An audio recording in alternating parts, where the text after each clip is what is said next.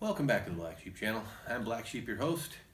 If you haven't hit the subscribe button, hit subscribe. We talk about survival and prepping gear and self-defense gear and firearms here on this channel. And today is a firearms video.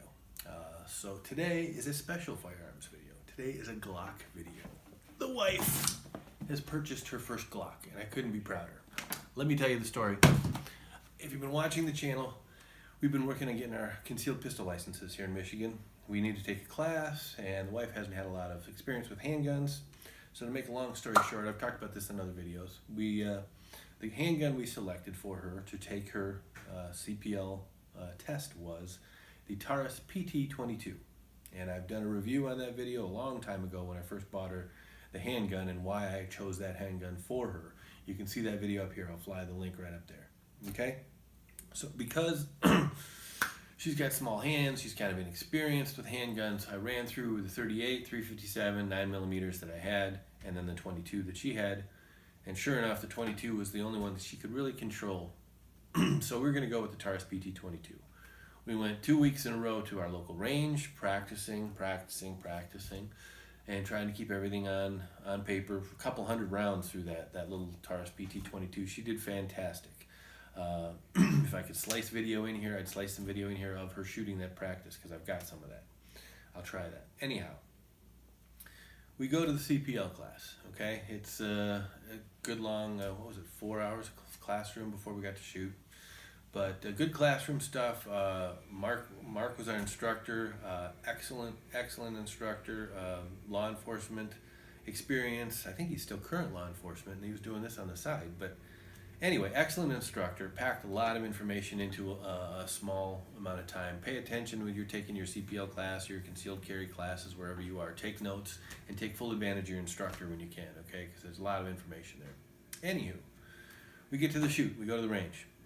Tiny little range. We've only got 4 lanes, so it's going to take 42 of us in our class, by the way. Okay, there were 42 people in our concealed weapon class. I thought that was a big class, especially during this COVID lockdown baloney stuff. We kind of got it in between the governor's restrictions. Now the class has gone back to virtual again, and they're not even sure when they can shoot together again because the governor said nobody over 10 people can gather. So the classes have been put on hold again. So we were lucky we got our classes in, completed. She's in there shooting with the Taurus PT-22.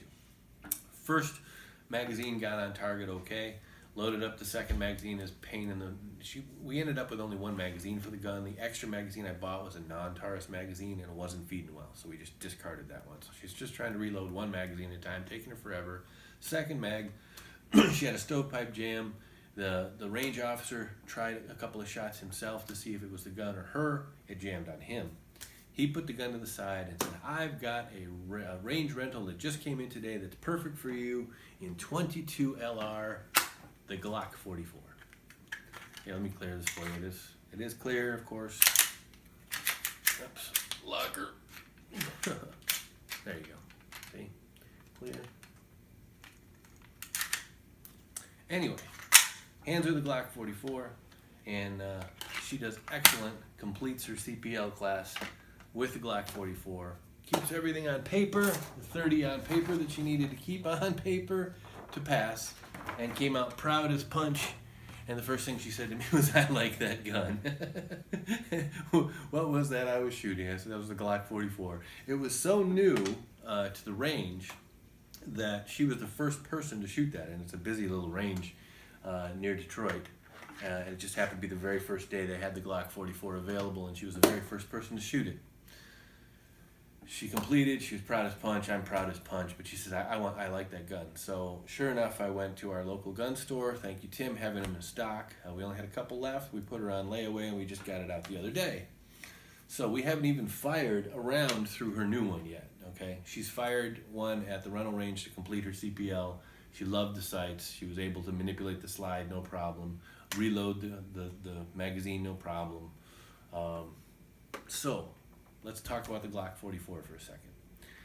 Internet had blown up about this thing because initially Plinkster 22 put out a review on it that was less than favorable.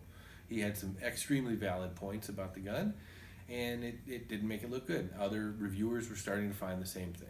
Okay, now let's fast forward a few months now. It seems that this gun, 22 LR, might be ammo sensitive. Big deal. Relax, folks. It's a 22 LR.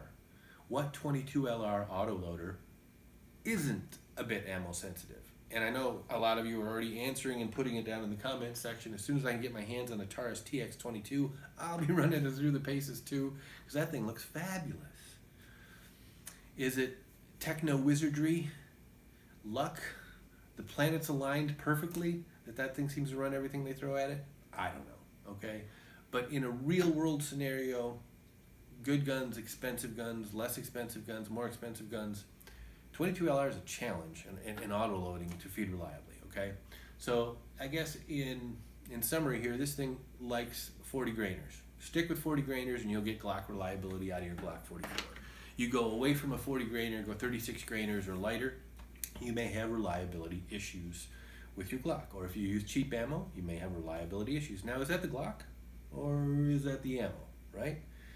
Most people with 22 autoloaders will tell you, find an ammo that your gun likes, that'll cycle reliably and shoots accurately, and stick with that ammo. That's the way 22 LRs are. And if that hurts your Glock feelings, I'm sorry. But so far, I don't see anything wrong with this gun. I don't think I overpaid for this gun. That's another thing. Do I need to have a threaded barrel on a 22 LR autoloader? Would I like to? Sure, I'd like to. Sure, I'd like to have the collection the 22 Plinkster has or some of these other shooters have, but I don't have, first of all, the money for a suppressor at the moment. So am I terribly worried that this is not going to make a suppressor host without an added barrel? No, doesn't worry me at all. And I bet most of the people that are freaking out on YouTube in the comment section, oh my gosh, you can get the threaded barrel on the Taurus. You don't have a can either, okay? I'm not sure about your local jurisdiction. I don't think it has much to do with local because it's a federal thing. I work at a gun store that is a Class 3 dealer, and if you want to purchase your suppressor, you can through our store. I know there's a special place in our store for those, and they sit there for almost a year, sometimes longer than a year. We had one gentleman come in 13 months. That's how long the paperwork takes.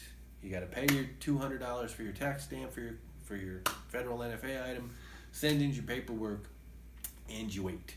I understand that they've updated some software or computer system, and they're trying to get the wait time down from 13 months, 11, 12, 13 months, down to something reasonable like 6 or 8 months. I don't know how that's been going personally. I haven't processed any personally, and I haven't talked to any of my customers about it, so I wouldn't tell you anything I didn't know yet, okay? But I know they were trying to make that a faster process. So, doesn't bug me that this doesn't have a threaded barrel. I'd love to have one. It's got a rail on it, first of all, and it's just like the 19. Okay, so right now, this is what she's going to train on until we get her up to a bigger caliber, and this is what she's going to carry, it looks like right now, for self-defense, and I don't think that's a problem. 10 rounds of 22 LR at the moment. The other thing I'll say, we've been carrying this open carry lately. We're testing out some holsters too. That'll be next video. We're going to talk about the holster. But you carry this thing open carry. Michigan is constitutional. Open carry is legal in Michigan. So we've been carrying open carry lately. And if you look at this thing in an open carry in a holster like this, how can you tell that that's not a 19 or a 17 for that matter at a distance, right? It's a Glock. You can tell that it's a Glock pretty readily. But unless you really look close at the serrations and got a glimpse at the barrel, you would know it's a 22 LR. Okay? So anyway. Everybody's freaking out about the Glock being overpriced. Is it junk? Is it this? Is it that? No, it's a Glock. It's a 22 LR caliber Glock in the same size as a Glock 19, their most popular handgun. Perfect for training. I don't own a Glock 19. I own a Taurus G2C. Jeez, PT-111 G2C. Mine's a mouthful because I'm the first generation. But I carry a Taurus G2C. Close enough to a Glock 19, right? Speaking of close enough, next week's video, we're talking about the Stealth Operator holster, which is what you see here on the Glock 44 right now. This is a universal holster, claims to fit at least 150 plus guns. We're putting it through its paces with mine, hers, a couple of mine, some more at the shop, and you'll see a full review on that on next week's video. But in summation, do I think the Glock 44 is junk? No, I'm very impressed with the Glock 44. I'm impressed with most Glocks. I am not a Glock fanboy. I've got one of those in the family. He's a Glock armorer, and he says I don't see any reason to own a handgun that isn't a Glock.